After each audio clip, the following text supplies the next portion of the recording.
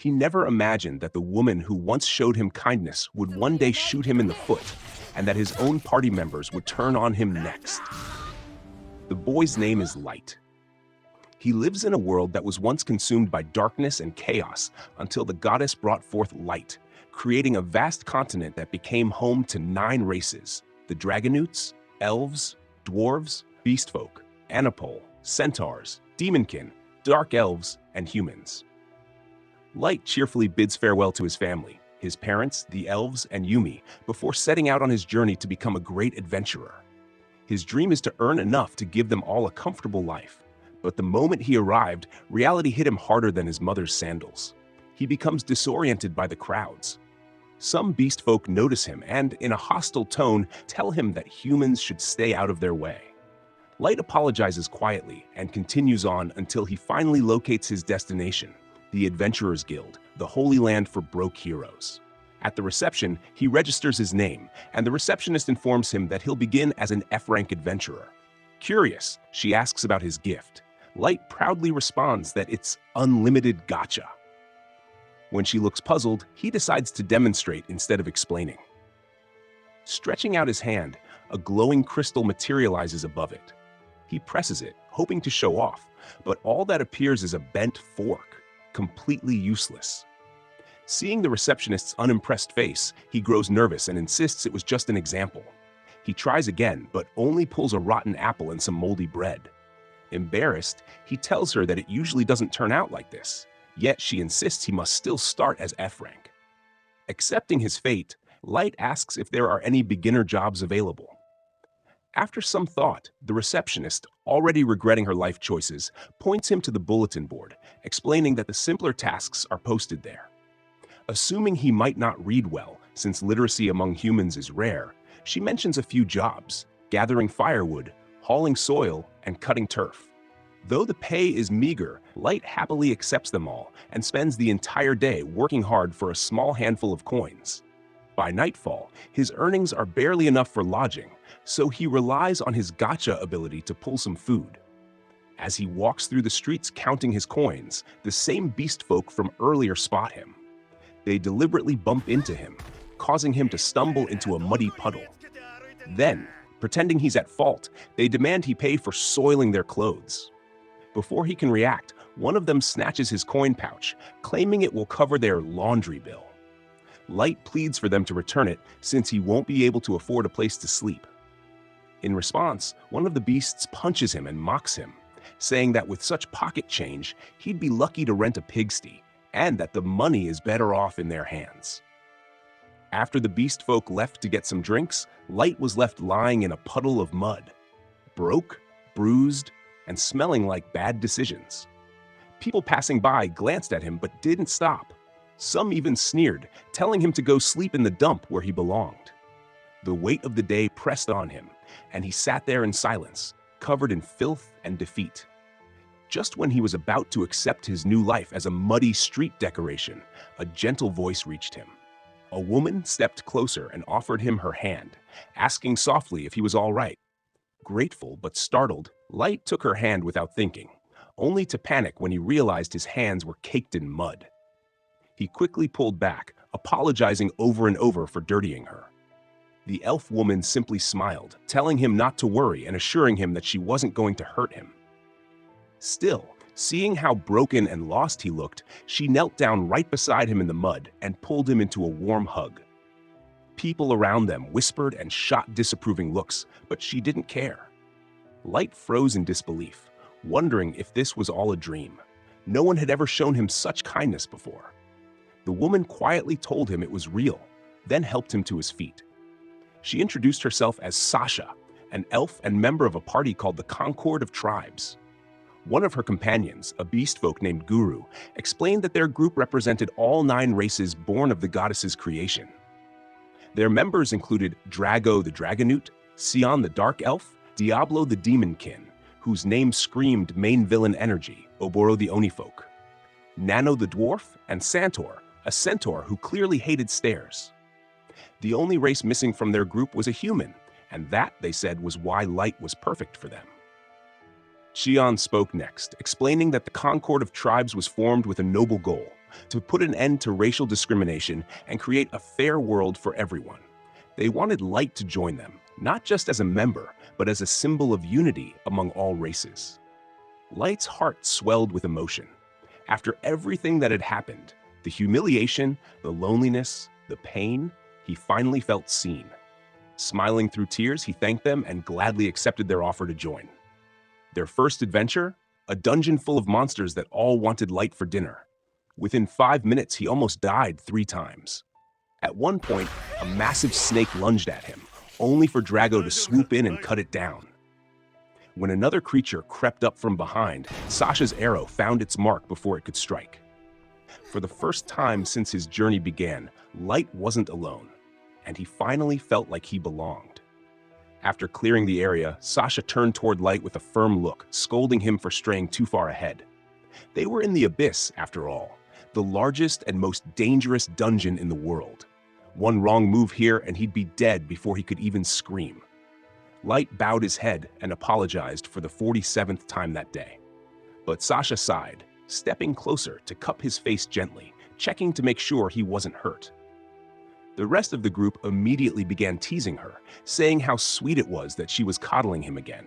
Sasha, blushing like a boiled tomato, quickly stepped back and insisted that she wasn't worried about him, but about the Concord of Tribes' image being ruined if they lost a member. Of course, no one believed her, but they decided to let it go. Drago gave Light a reassuring grin, telling him that he didn't have to worry. His tea alone made him a valuable member of the group, which, while meant to be comforting, basically translated to, "You're useless, but at least you can boil water."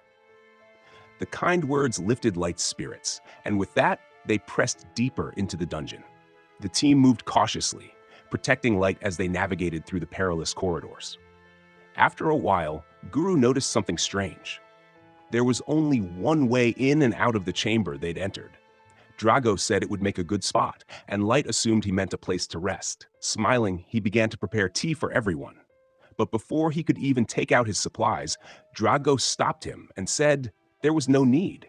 Then, with a cold tone, Drago told him he was banished from the party. Light blinked, confused, certain he had misheard. Guru clarified with cruel bluntness. They were kicking him out. Still lost, Light asked what he had done wrong. Sasha, who had hugged him in the mud not long ago, now looked like she'd found gum on her shoe. She looked at him with disgust, her earlier warmth gone. She snapped that his stupidity was unbearable, and Sion added that she couldn't tell if it was a lack of intelligence or simply a human trait. The others agreed, showing their true colors as their sneers replaced their smiles. Light, heartbroken, tried to make sense of it. They had been so kind before. Why now? Guru smirked and told him the truth. Their kindness had been an act. They'd only brought him along because of his gift, unlimited gacha. Drago explained that their superiors suspected Light might be a maestro, a rare being with extraordinary powers, so they invited him to keep watch on him. But after observing him, they confirmed his gift was worthless. Guru added that his stats were just as pathetic as his luck, and the higher-ups had concluded he was nothing but dead weight. Sion remarked that it was obvious from the beginning, and Sasha said she was relieved. Even if having a maestro's blood could have earned them rewards, the idea of marrying a lesser being like him made her sick. Guru laughed, teasing her for pretending to care about Light to keep that option open. Light stood frozen, trembling. He barely understood their words until Drago quietly reminded them that they had said too much. Guru shrugged and said it didn't matter. Light wouldn't be alive long enough to repeat any of it. That's when the truth hit him. They weren't just abandoning him, they were going to kill him. Guru's claws slashed across Light's face, and warm blood ran down his cheek. As he stared at his trembling, bloody hands, panic took over. He turned and ran, stumbling through the darkness of the abyss while Guru's laughter echoed behind him. Guru shouted after him to keep running, saying it wouldn't matter. He'd end up monster food anyway.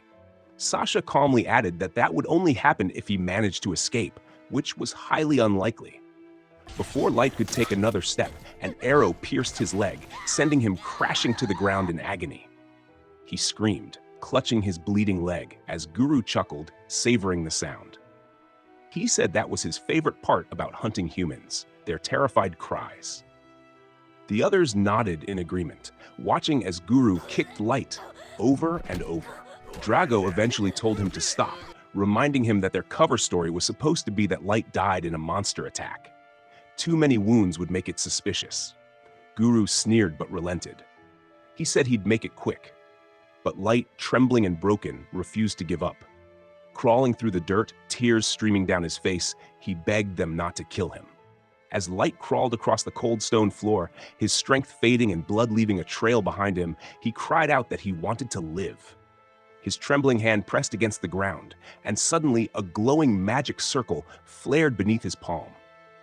Drago and the others noticed it immediately. Thinking it was a teleportation trap, Drago ordered Guru not to let him escape. Guru lunged, claws raised for the kill, but before he could strike, Light vanished into thin air.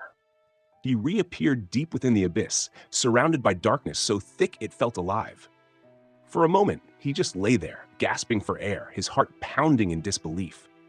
Somehow, he was still alive. He had triggered a teleportation trap that had sent him somewhere else in the dungeon. But his relief didn't last long. He knew the truth. Down here, survival was almost impossible. The monsters that roamed these depths were the stuff of nightmares.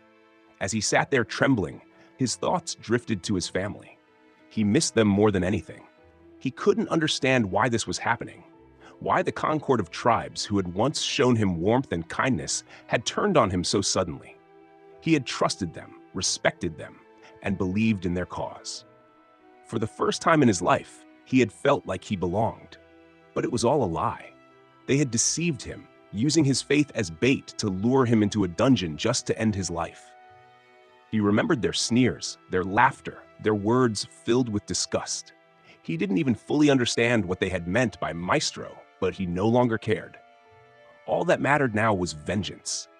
Light didn't care about titles anymore. He wanted revenge, honest to goddess, tear them apart revenge, that he wouldn't die until he saw each of them suffer for what they had done. Just as those words left his lips, the ground shook. A shadow loomed over him, vast and monstrous. When Light turned, his blood ran cold. Towering above him was a creature so enormous and terrifying it looked unreal, a level 1000 monster, the kind only spoken of in folktales. That's when it hit him. He had been teleported to the deepest part of the abyss. The monster moved closer, its glowing eyes fixed on him. Light froze, his body paralyzed by fear. He wanted to live. He couldn't die here, but he had no weapon, no magic, nothing except his useless gift, unlimited gacha. Desperate, he activated it again and again, hoping for anything that might help him survive.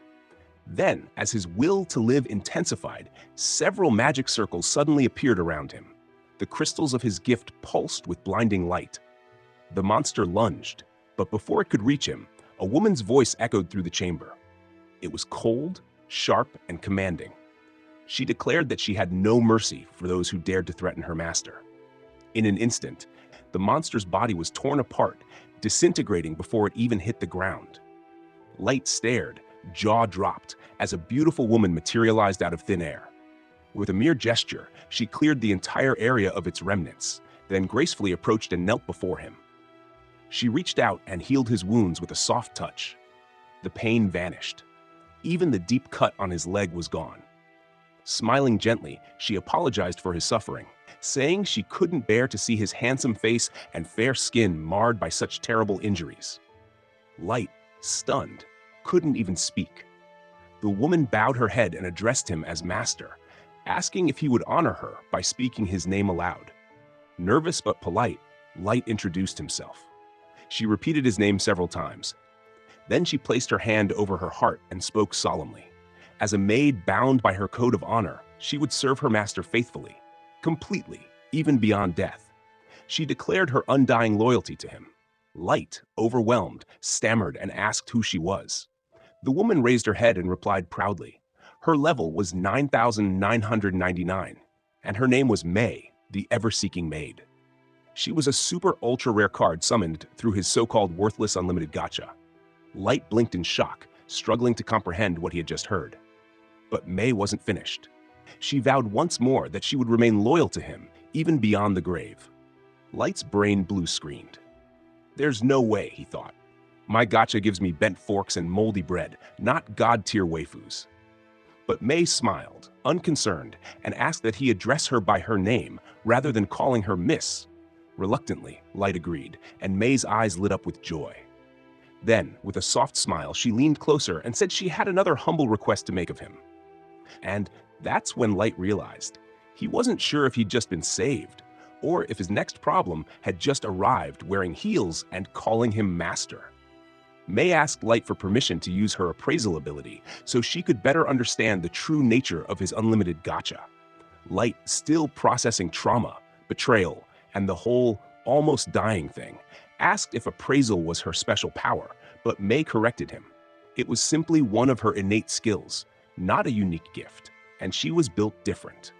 She went on to explain that it made no sense for something as mysterious as his gacha to be completely useless, so she wanted to verify it herself. Light agreed, mostly because saying no to someone who just turned a monster into mush felt like a bad life choice. May activated her ability. A faint glow surrounded her eyes as she focused on him, and after a few moments, her confident expression faded into shock. She stood speechless for a while before revealing what she had discovered. His powers were buried under an extremely powerful layer of concealment. Only someone of her level could even see the truth. Light just stared at her, like, Bro, what are you talking about, man? According to her, his unlimited gacha wasn't useless at all. It could be used infinitely, and the rarity of the cards it produced depended on the density of mana in the surrounding area.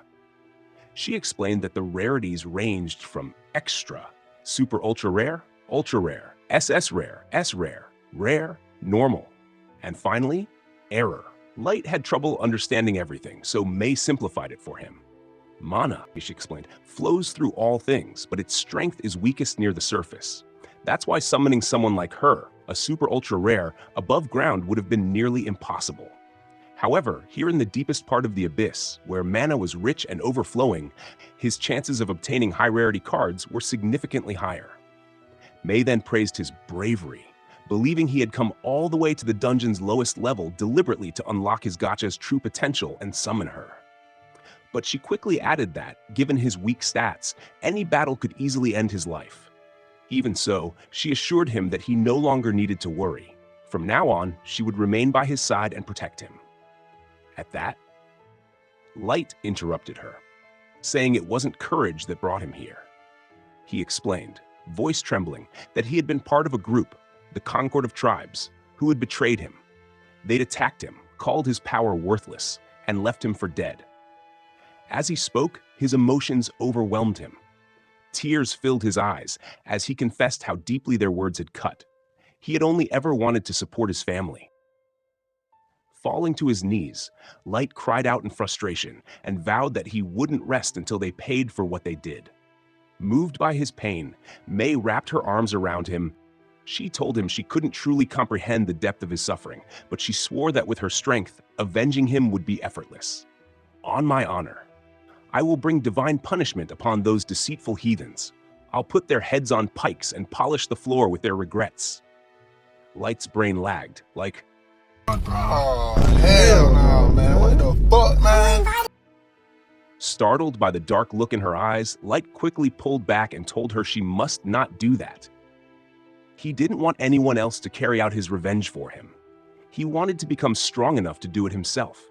May knelt before him, bowing her head, and declared that his wish was her command. She promised to help him grow stronger and swore she believed in his potential more than anyone ever could. Then, deep in the darkness of the abyss, he activated his unlimited gacha once more. The abyss glowed with blinding light as his power awakened, marking the first page of his story of retribution. 3 years later, the deepest layer of the abyss was no longer a place of death, it was a kingdom. Light walked through the halls of his massive black castle, May walking proudly at his side. Lines of maids bowed as he passed, their admiration clear.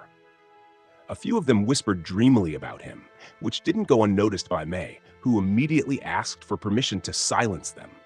Light, embarrassed, told her it wasn't necessary. They were just being affectionate. and no one was being harmed. Outside, the streets of his realm bustled with activity. People greeted him as their master with genuine respect.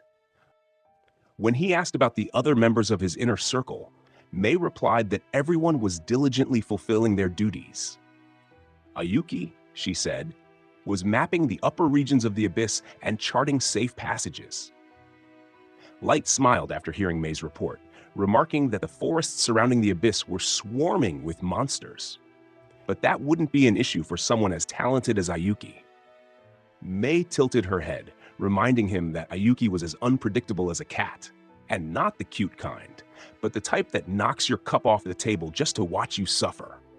He laughed it off, saying he liked her just the way she was, so he saw no problem. Changing the subject, he asked about the others. Mei explained that Ellie had been working tirelessly to develop new magic in alignment with his grand plan and was showing great progress. Light noted that there were many operations running simultaneously, hoping she wouldn't push herself too hard. Mei reassured him that all of them took pride in serving him, so he needn't worry about that. Finally, she mentioned that Nazuna was patrolling the castle grounds as usual, great at fighting, not so great at literally anything else. Light chuckled, saying he didn't mind since Nazuna brought a fun, lively energy to the group. When they returned to the castle, they were greeted by a man named Jack, who joked that he was growing tired of waiting. Mei frowned at his casual tone and scolded him for not addressing Light respectfully. Light brushed it off, saying it was fine. He saw Jack as an older brother figure. Though Mei wasn't pleased, she said nothing as Light announced he was heading to the training grounds. There, Light faced off against Jack, warning that the gloves were off for today's session. Jack smirked and told him to bring it on. Light charged forward, landing a powerful punch that forced Jack back a few steps. Laughing, Jack said that punch could have killed anyone else, but luckily for Light, he wasn't anyone else. He was Jack, the iron-blooded barricade. Light grinned, reminding him that he meant what he said about not holding back. Jack welcomed the challenge, countering with quick strikes of his own while dodging Light's blows with ease. Meanwhile, elsewhere in the castle, Nazuna happily carried out her patrol. It was clear that she enjoyed her duties, especially since guarding Light's castle was such an important task. A few maids passing by praised her dedication, calling her work ethic admirable. Nazuna beamed with pride as one of them asked where she planned to patrol next. Then, one of them, smiling suspiciously, asked if she could check a special restricted area that only she was allowed into. Nazuna, having the IQ of a potato, nodded eagerly and trotted off to the top-secret zone and ended up in front of Light's bedroom, only to find Mei already there. Mei raised an eyebrow and asked why she was there. Nazuna stood proudly and said she was on patrol duty. Mei calmly told her that this area was secure and she should check somewhere else. But Nazuna, ignoring her, asked what she was doing in Light's room since he was currently training with Jack. Caught off guard, Mei stiffened and quickly said she was cleaning. It was, after all, against the maid's code to stay idle even when the master was away. Before Mei could redirect her, Nazuna walked straight into the room to inspect her work. Looking around, she noticed the messy bed and innocently remarked that it looked like someone had just been rolling around, kicking their legs and sniffing the pillows. Trying to keep her composure, Mei said she'd done that intentionally. Part of her unique bed-making technique. Nazuna's eyes lit up, asking her to teach it, but Mei said it was a trade secret.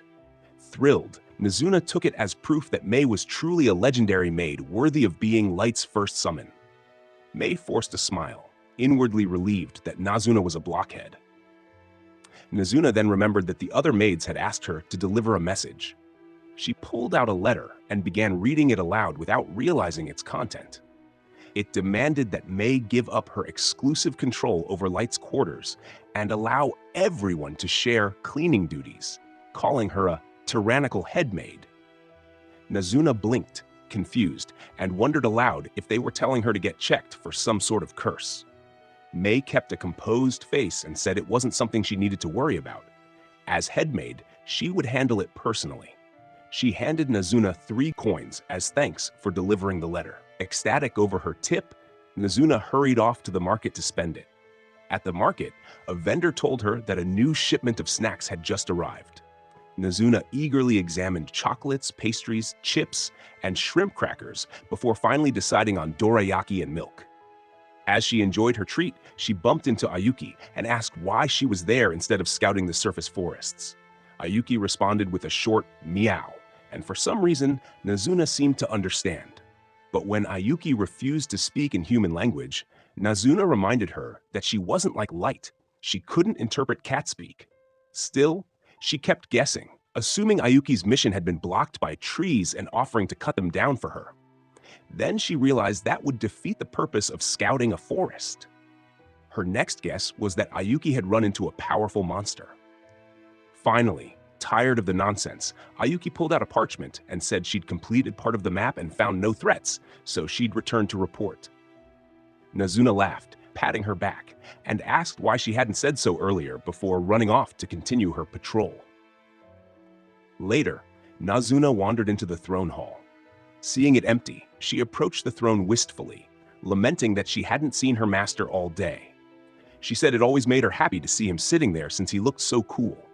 With a goofy smile, she hugged the throne, resting her face against it, only to hear a sudden crack. Looking down, she realized she had broken one of the throne's decorative wings. Panicking, she hastily placed it back in place and ran off before anyone could notice. Meanwhile, in the training grounds, Jack suggested calling it a day and heading to the baths. Light agreed, and after a long sparring session, they soaked in the warm water. Jack said he'd nearly perfected his combat technique, and Light complimented his progress. Jack replied that few people could match him in the abyss, and even fewer on the surface, though he hinted there were still some. The tone of his voice made Light's expression turn serious. He said he knew the surface world held countless unknowns, and he couldn't afford to drop his guard. His revenge wasn't complete yet. Elsewhere, May was meeting with the 4 fairy maids who had written the letter. They stood nervously before her as she read their note aloud word for word, leaving them pale with guilt. When she demanded an explanation, they stammered that they only wanted to ease her workload since she was always so busy. May didn't believe them and pointed out that sending Nazuna as their messenger only made things worse. Finally, one maid confessed they'd done it because they knew she was sneaking sniffs of the master's bed. May's smile twitched, but she stayed composed and coldly informed them that their request was denied. As punishment, they would be cleaning the entire hallway to the throne room by hand. The maids protested that it was impossible, but May cut them off, saying that a maid's path begins with diligence, and effort was the first step to reaching greatness. She added that she would soon be leaving for a mission on the surface and expected their full commitment while she was gone. The maids bowed in defeat, knowing they had no choice but to obey. Meanwhile, Nazuna was back at the market, admiring a new piece of armor she wanted. Just then, Ellie appeared beside her and teasingly asked if she was shopping for sweets again. Nazuna pointed toward a shiny piece of armor on display, her eyes lighting up with curiosity. She then turned to Ellie, asking what she was doing there, since she thought Ellie would be busy with construction or inspections somewhere else. Ellie explained that things were going so smoothly she actually had some free time, so she decided to stop by. As expected, their usual bickering began almost immediately. Ellie smirked and reminded Nazuna that she played an essential role in Light's grand plan for revenge, unlike her, who had, as she put it, the brain of a rock. Nazuna quickly defended herself, saying she'd been busy with her patrol duties. But Ellie continued to brag, mentioning that she recently had tea with Light to update him on their progress. She added teasingly that next time she would arrange a private dinner with him, complete with nocturnal entertainment. Nazuna, completely missing the innuendo, pouted and said she also wanted to have tea with Light. Ellie chuckled and asked if she only wanted the tea part, but Nazuna, still oblivious, didn't understand what else she could mean. Ellie tried to hint that she was talking about something that would make her jealous, but Nazuna remained clueless. Finally giving up, Ellie sighed and said she couldn't tell if Nazuna was just naive or plain childish. Nazuna interpreted that as jealousy, boasting that even though Ellie was talented with magic, she wasn't much good at close combat. She proudly offered to help her out anytime she needed. Ellie could hardly believe what she was hearing, but decided to play along, saying she'd keep the offer in mind. Feeling accomplished, Nazuna happily returned to the castle to continue her patrol. Meanwhile, the four fairy maids were still grumbling about their punishment. They complained endlessly about Mei's strict and unfair management, growing green with envy every time they thought about her. Despite their irritation, they all knew Mei's authority was absolute, meaning they couldn't do much about it. Their jealousy only deepened as they fantasized about cleaning Light's room in her place. They even joked about how they would lovingly lick his spoon clean themselves. I don't like where this is going. They couldn't understand why Mei insisted on keeping all that work to herself, considering how busy she always was. One of them mentioned that Mei had been Light's very first summon, and it took 3 months before Ayuki came along as the second. That meant Mei and Light had been alone together in the dungeon for months, while fighting dangerous monsters, back when Light was even weaker than them. The thought made the maids seethe with jealousy, convinced Mei was incredibly lucky. Their envy soon turned into a misguided attempt at a curse meant to get rid of her. So naturally, their big brain idea was to sit in a circle chanting, "Die," like they were summoning a budget demon. But before they could finish, a calm voice behind them said, "Oh my, I couldn't help but overhear some interesting words." They froze, turned slowly, and there she was, Mei, the living embodiment of authority and passive-aggressive terror. "Die, was it?" she asked sweetly, like a mom catching her kids cursing at dinner. "Would you care to explain?" The maids froze in fear. One of them instantly declared her undying loyalty, while the others scrambled to say they had always admired Mei as a mentor and older sister, claiming they had wanted to serve under her long before they were even summoned. Mei wasn't convinced. She repeated the chant they'd been saying, and the maids broke under pressure, admitting that they were just a bit jealous. After all, Mei had been the first one summoned by Light. Mei sighed and explained that, while she wasn't required to tell them, Light had spent those first 3 months training non-stop, reading books, studying spells, and mastering martial arts.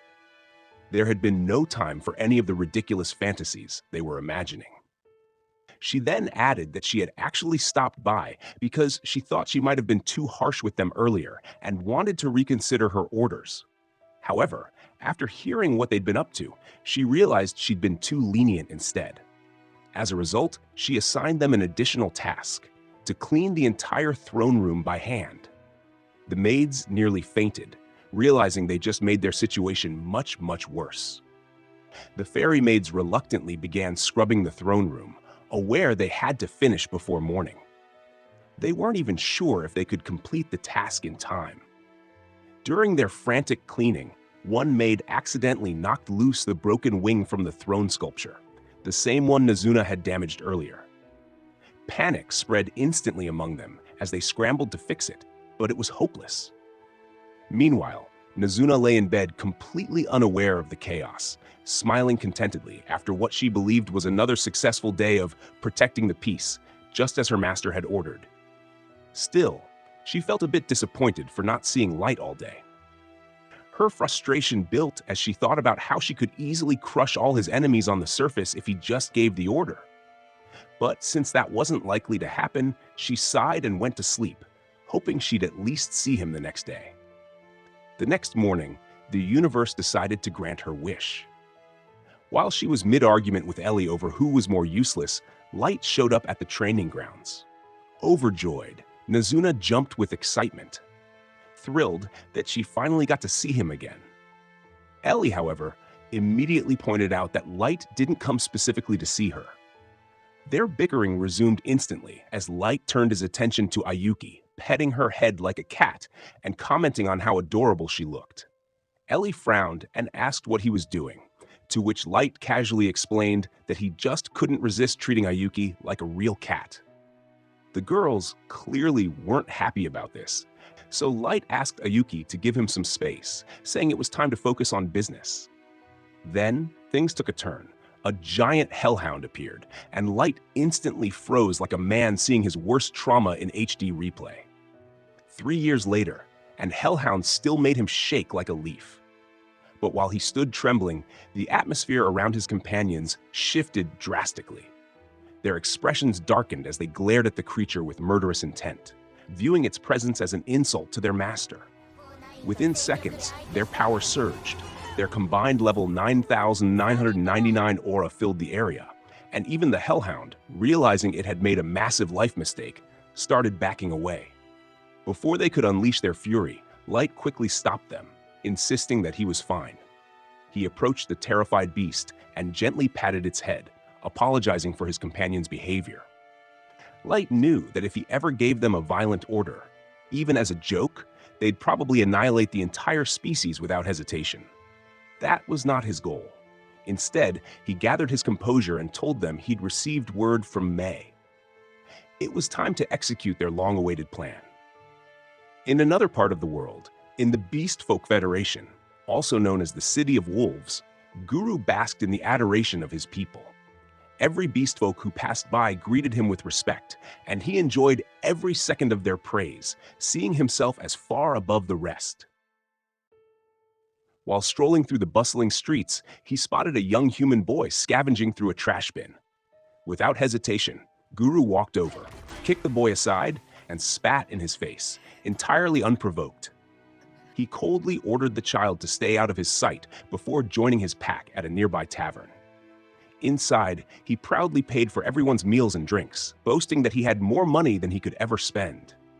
His companions cheered, calling him an inspiration, a living example of how a slum orphan could rise to become a pack leader. Guru smirked and told them that his success didn't come easy.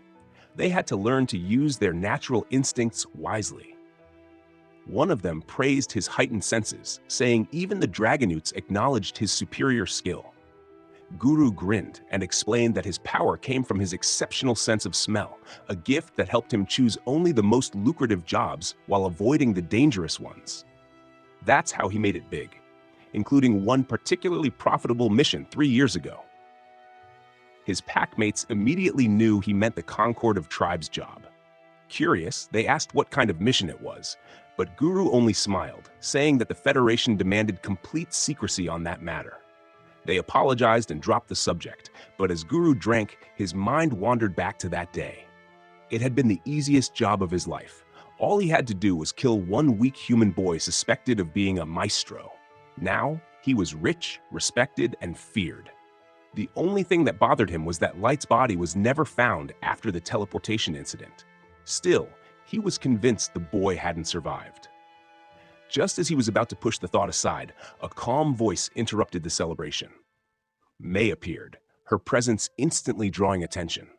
She asked if he was the former member of the Concord of Tribes. Guru confirmed, clearly intrigued. May introduced herself as the loyal servant of Light, explaining that she'd been searching for her master's whereabouts. She claimed he was a man of noble descent, an heir to a significant bloodline, and that she had been tasked with finding him. Guru laughed mockingly, saying she wasn't fooling anyone with such a story. But May remained composed, saying she couldn't reveal more details due to confidentiality. That made him pause.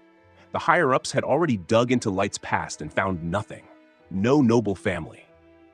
No fancy lineage, just a human kid with average stats and a weird power.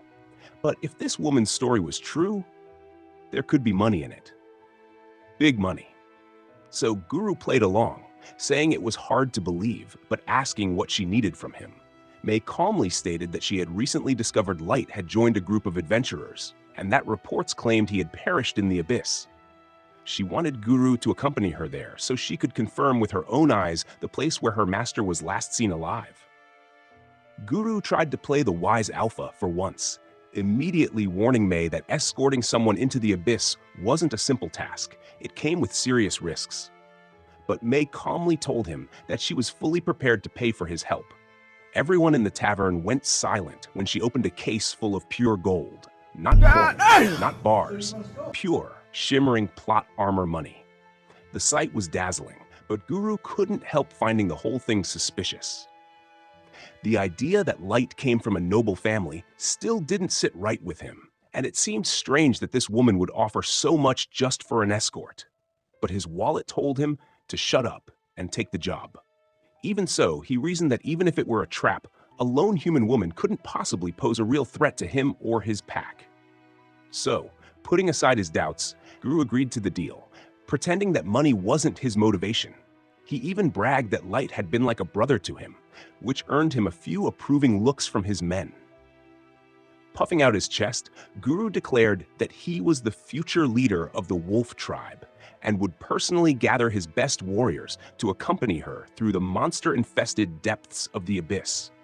Mei responded with a gentle smile and teary eyes, selling the act so well she could have won an Oscar. Over the next month, Guru and his pack guided her through the dark regions of the abyss. Mei played her role perfectly, acting timid, exhausted, and fragile. Watching her, Guru felt certain this would be the easiest job he'd ever done. He decided he would make sure she reached her goal safely, just so he could betray her the moment they arrived, right at the supposed grave of her master. When they finally reached the site where Light was believed to have died, Guru began recounting a fabricated version of events. He claimed that their group had been ambushed by monsters, that Light was severely injured, and that he had accidentally triggered a teleportation trap in the chaos, disappearing for good. Mei continued her act flawlessly, crying for Light and mourning his death. Guru put on a somber face and apologized, saying the ambush had caught them all off guard and they hadn't been able to react in time. As he spoke, his men quietly positioned themselves to block the only exit. Everything was going according to plan, or so Guru thought. Still kneeling in sorrow, Mei spoke again, her voice trembling as she said her heart ached for Light, how he had been brought into this dark, filthy dungeon, only to be betrayed by vile scum and left to die after being beaten, kicked, and shot with arrows. At that moment, Guru froze mid-smirk. His brain tried to process what he just heard. How did she know that? The details she mentioned were known only to the Concord of Tribes and a handful of top-ranking officials from each nation. His expression hardened as he demanded to know who she really was and who she worked for. He suspected another tribe had sent her to spy on him. Mei's gentle demeanor vanished. She calmly explained that her loyalty belonged only to one person, her master, Light. If Guru intended to insult her honor as a maid, she said, then they could settle the matter right there and find out whose insides were truly filthier, once his were on the floor. When she stood, her entire presence changed. The air grew heavy, and even the beast folk around her began to tremble. One look into her eyes and he realized he was already a dead man. Before she could make a move, another voice echoed through the chamber, calm and commanding. Light told her to stand down. Guru was his to deal with. Mei immediately obeyed. Every beastfolk in the room turned in shock, staring at the young man who had suddenly appeared in the heart of the abyss. None of them could believe it. There was no way a human, let alone a boy, could have made it down here alive. The others demanded to know who he was, but Guru stood frozen, eyes wide as recognition hit him. Light stepped forward, revealing his face, and Guru's worst nightmare became reality. It was him, the boy he thought he'd killed 3 years ago. Guru's shock turned to fury. The boy he'd left for dead was standing right in front of him. Light simply smiled, calm and eerily pleasant, telling him he'd come to collect 3 years' worth of payback, with interest. The rest of the beastfolk were completely lost, having no idea what was happening. Guru tried to keep his composure, laughing loudly and mocking him. He couldn't believe this pathetic human was still alive. A level 15 human challenging a level 150 beastfolk warrior was absurd, he said. It was laughable. Guru grinned viciously, saying it must be his lucky day, because once he killed Light again and brought his body back to the Federation, he'd be crowned king for sure. Light only sighed, disappointed. He asked Guru if he wasn't the least bit curious, how he had survived, or what his true connection to Mei was. Any sane person would want answers first, after all. Guru admitted that he had a point. He couldn't gauge how powerful this eerie woman really was, but it didn't matter to him. 2 humans against a full pack of beast folk? The odds were ridiculous. Every one of his men was over level 130, and Light, as far as he knew, was still nothing more than an ordinary human with a worthless gift. Guru confidently assumed that Light's survival must have been nothing more than dumb luck, a miracle that only happened because the maid saved his worthless hide. Light didn't even bother denying it, since there was some truth to it. Still, Guru had no intention of wasting time. He ordered his pack to attack. But before they could even reach their target, in less than a second, everyone's heads were rolling, literally. Their heads hit the ground before their bodies even registered the pain. It was Mei's doing, her movements so fast that no one could see them. She stood beside Light with chilling calm, warning that anyone who dared threaten her master would lose their heads without mercy. Her terrifying presence softened immediately when Light thanked her and politely asked her to block the exit. Flustered but obedient, Mei complied, assuring him that no one would escape under her watch. Panic spread among the remaining beast folk, but Guru barked at them to calm down. He insisted that Mei's attack had been a sneak ambush, a cheap trick that only a cowardly human could pull off. Light sighed, remarking that Guru clearly hadn't changed at all in 3 years. He was still clinging to the same delusion that humans were inferior. Guru scoffed and proudly claimed that humans would always be the weakest of all races, pathetic creatures with tiny mana reserves and no real power. To prove his point, he announced that his level was 158, more than enough to crush a mere human. Light didn't react, calmly explaining that every race had a different level cap, and that discrimination rooted in this system had always fueled prejudice against humans. Guru agreed with a smirk, saying that beast folk were simply higher on the food chain, naturally superior in every way. Light raised an eyebrow and asked how that logic explained the 2 corpses lying at his feet. Guru's smirk faltered, and he awkwardly muttered something about them probably being taken out with a magic item. Furious at Light's calm expression, he roared for his remaining men to attack again. Light didn't even flinch. Within moments, he wiped the floor with them without breaking a sweat. It's not even a fight anymore. It's a crime scene. He looked down at the broken and trembling beast folk, asking almost mockingly if they were finished already. Seething with humiliation, Guru staggered back to his feet. He refused to accept defeat at the hands of a lowly human. Instead of charging again, he pulled out a small marble, sneering that he would wipe that smug look off Light's face once and for all.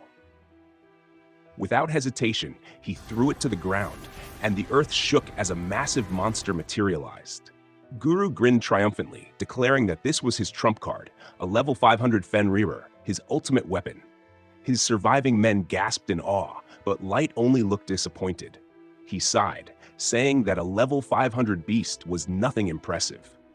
Guru laughed maniacally, calling him insane. He told Light to start begging, promising to make him squeal like he did 3 years ago. But Light simply stood still, expression calm, saying that he wouldn't even move a step. Guru could do whatever he wanted. Enraged, Guru gave the command. The Fenrir unleashed its most powerful attack, a deafening roar infused with pure mana that shattered the ground and filled the air with blazing energy. Guru grinned, certain that no human could survive that.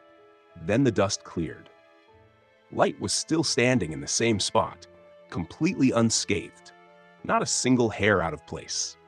Calmly, he remarked that Guru sure had given a fancy name to an attack that basically did nothing. Guru's mind went blank. He couldn't comprehend what he was seeing. Light had effortlessly nullified the full force strike of a level 500 monster. And before he could recover, Light decided it was time to demonstrate what true power looked like. He drew an ultra-rare card and summoned the real Fenrir, a primal god wolf at level 9000. The beast's presence alone froze the air. Guru and his men couldn't even move as Light casually ordered his creature to eliminate the imitation before them. With a soft exhale, the godly wolf released a chilling breeze that froze Guru's Fenrir solid, then shattered it into glittering shards of ice. Guru fell to his knees, completely terrified. He finally understood that Light's power was beyond anything mortal. The confidence and arrogance he'd built his life on evaporated in an instant. Light calmly mentioned that he could have defeated that level 500 creature himself, but he wanted to make a point. Then, almost casually, he revealed his own level, 9999. The revelation struck everyone like lightning. Humans were only supposed to reach level 100 at most. This was impossible. Guru's jaw dropped. Stammering, he accused Light of being an imposter, insisting that no human could look exactly the same after 3 years. Light explained that he wore the Bracelet of Youth, basically an anti-aging, trauma-preserving accessory. He kept it to preserve the memory of his pain, rage, and despair, reminders of what fueled him every single day. That was when it hit Guru. The boy standing before him wasn't just Light, he was something far worse. Panic replaced pride. Guru's survival instincts finally kicked in. He threw down his weapons, fell to his knees, and begged desperately for mercy. He blamed the Federation, his pack, anyone he could think of. He swore that he had no choice, that he never wanted to harm Light, and that today's ambush had been entirely his pack's idea. The other beast folk immediately protested Guru's desperate attempt to lie his way out, but he quickly silenced them, insisting that while he did betray Light's trust, they still shared good times together. Light wasn't interested in his excuses. Instead, he decided to ask a question that had haunted him for years. What exactly was the maestro they mentioned before? He wanted to know why the government was so obsessed with finding one. Guru, trembling, explained that he only followed orders.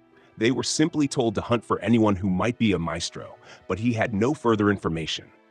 Light pressed on, asking why they had decided to kill him after realizing he wasn't one. Guru stammered that he didn't know anything about that either. The remaining beast folk, fearing for their lives, started spouting lies, claiming they knew the answers Light sought. However, before they could finish a single sentence, May's blade sliced through the air, cutting them to pieces. She coldly declared that deceiving her master carried an immediate death sentence. Now the only one left alive. Guru trembled in pure terror as Light prepared to ask one final question. He wanted to know whether Guru believed they could win a war against the surface world, based on everything he'd witnessed of Light's strength. Light warned him not to lie, reminding him that May possessed the eye of truth, capable of exposing any falsehood. Terrified, Guru admitted that if Light truly unleashed his power, victory would be his at the beginning. But even with all his might, Light was still just one person, and the nations of the surface had been stockpiling weapons, enchanted armor, and powerful relics for centuries. Once they united against him, even he might face a real challenge. Light nodded thoughtfully, satisfied with that answer. It was exactly as he expected. No matter how strong one man becomes, even he cannot single-handedly dominate the world. Though he still had more questions for Guru, Light decided to relocate first. He activated a teleportation card, and within seconds, both of them vanished. When Guru opened his eyes, he found himself standing inside a vast palace unlike anything he had ever seen. All around him stood creatures of every kind: dragons, beast folk, living armors, fairy maids, and other species, kneeling before Light in complete reverence. He was paralyzed with fear as Light ascended to his throne and calmly ordered his forces to reveal their stats. One by one, they obeyed. The dragons, knights, and maids displayed levels ranging from 6,000 to 9,000. The living armor stood proudly at level 1,500, while a trio of elite knights, including Jack, registered at level 7,077. And above them all, Mei, Mizuna, Ellie, Ayuki, and Light himself stood at level 9,999. Light looked down at Guru with a calm smile and explained that these were the forces he had built during the past 3 years. The realization struck Guru like a lightning bolt. His fur began to gray, and pure horror filled his eyes. Light asked the same question again. Did Guru still think he could win a war against the surface now? Guru couldn't even speak. His expression alone told Light everything he needed to know. Smiling faintly, Light congratulated him, saying he had earned a reward far worse than death, a lifetime consumed by pain and despair. At that moment, Guru finally understood the magnitude of what he and the Concord of Tribes had unleashed. They were the ones who had created this unstoppable being, a man who could destroy the world at will. He saw Light not as a human anymore, but as the Lord of Destruction. Tears welled up in his eyes as he asked, in disbelief, if Light truly intended to become a god. Light replied Clyde calmly that he rather liked the sound of that. But he added that someone had hidden the truth from him. Whether for noble or selfish reasons, he didn't yet know. And depending on what he discovered, he could either rise as a benevolent god or fall as a ruthless tyrant. And with that, Light declared the beginning of their march, from the abyss to the surface.